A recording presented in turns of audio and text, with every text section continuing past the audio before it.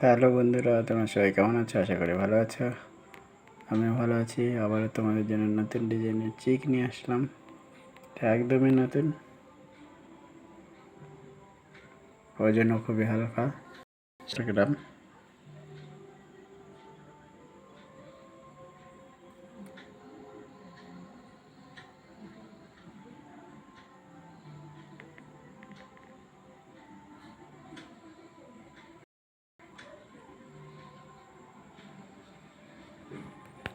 সঙ্গে সুতা আছে।